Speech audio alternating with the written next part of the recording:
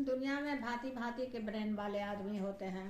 कहीं पर बेटा ही गलत होता है, कहीं बहू गलत रहती है, कहीं सास गलत रहती है, कहीं ससुर गलत रहती है।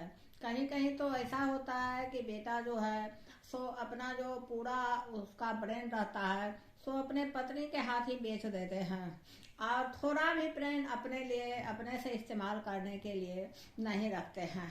एक बहू थी, वो बहुत ही बदमाश थी। देर रात तक वो घूम करके आती थी, भर दिन घूमती थी और देर रात तक घूम करके आती थी। सास भी बहुत बर्दाश्त करने वाली थी।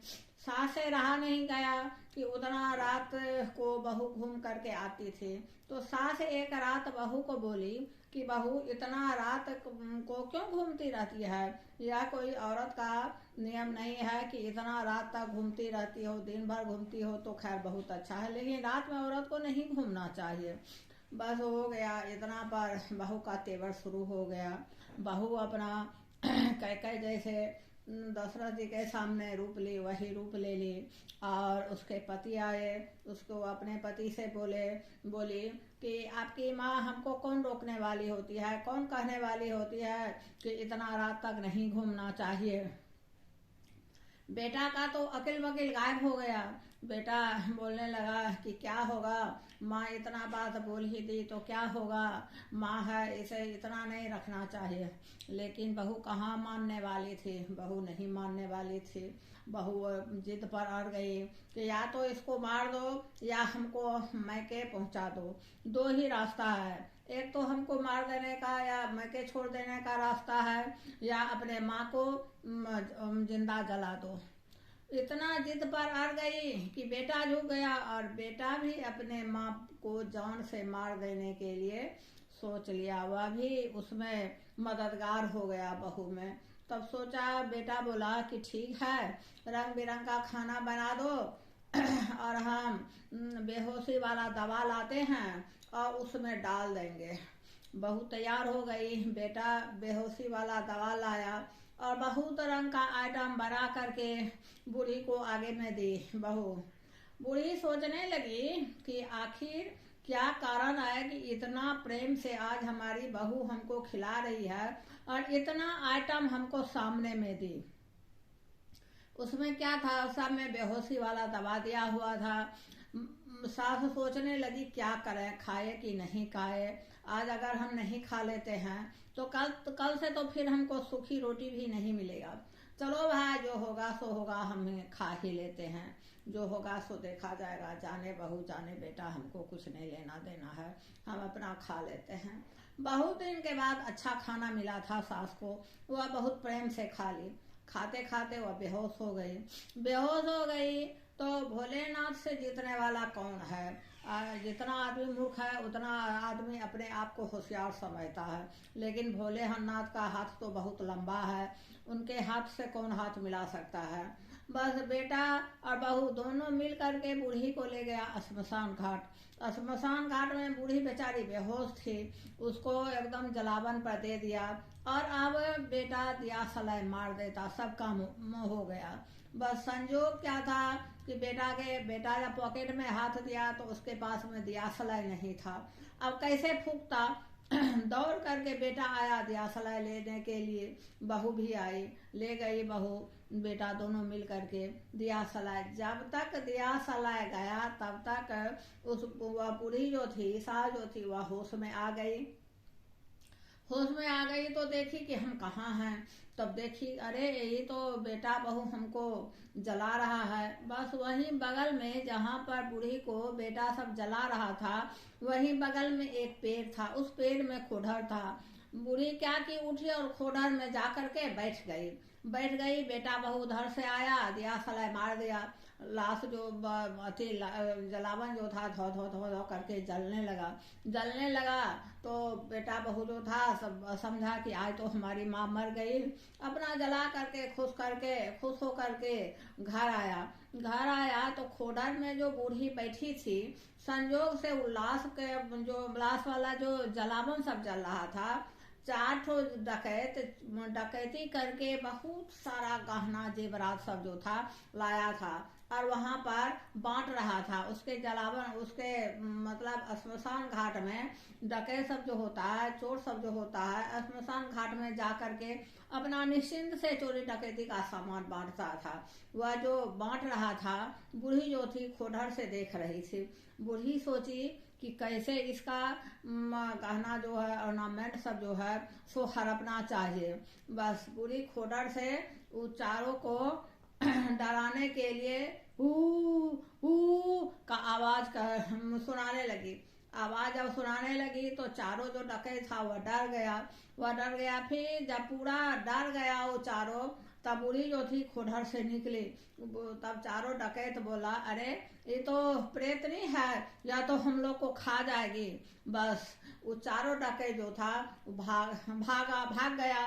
सब गहना ऑर्नामेंट सब जो था वह सब छोड़ करके भाग गया। बूढ़ी क्या की, बूढ़ी से जितना हो पाया अपना पोटली बांध करके और माथा पर ले करके भटकते भटकते अपने घर पहुंच गई।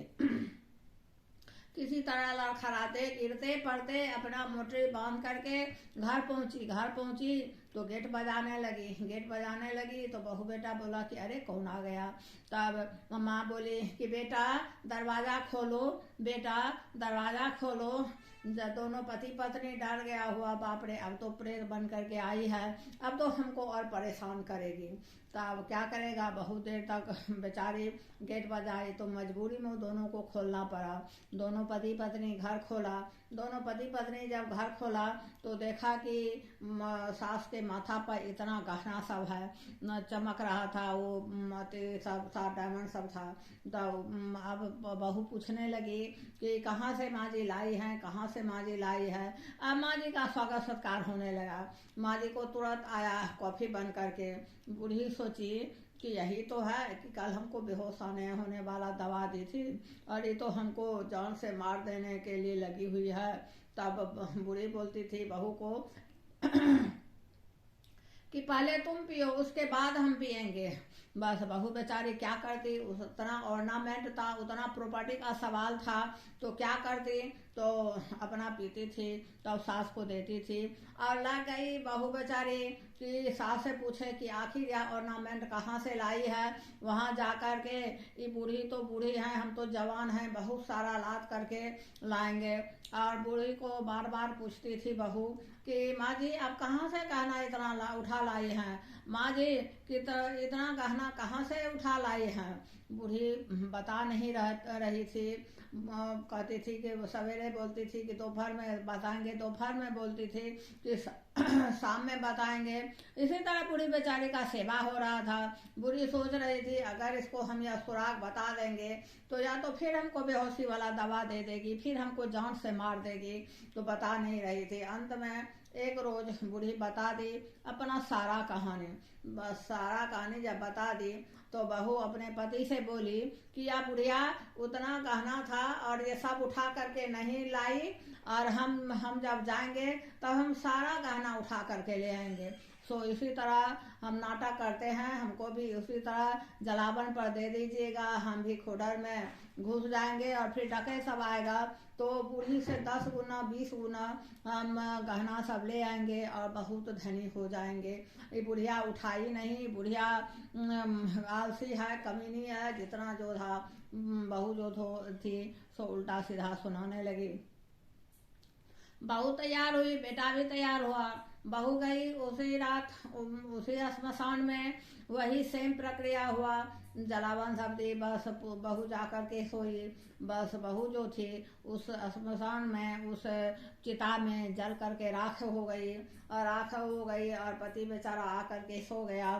सोचा कि हमारी पत्नी भी इससे 10 गुना ऑर्नामेंट लेकर के आएगी और हम बहुत धनी हो जाएंगे। और ऑर्नामेंट क्या लेकर के आएगी, वह तो जल भून करके राख हो गई। लगभग 10 बजे दिन तक बेटा प्रतीक्षा किया कि हमारी पत्नी आएगी। और सास जो थी सो सोच रही थी कि अभी तक बहू हमको कॉफी नहीं दी है, चाय नहीं दी है। तो बेचारी सास उठ कर के आई, बेटा को बोली कि बेटा सो अभी तक हमको कॉफी नहीं मिला है, चाय नहीं मिला है, बहू नहीं उठी है, क्या कारण है।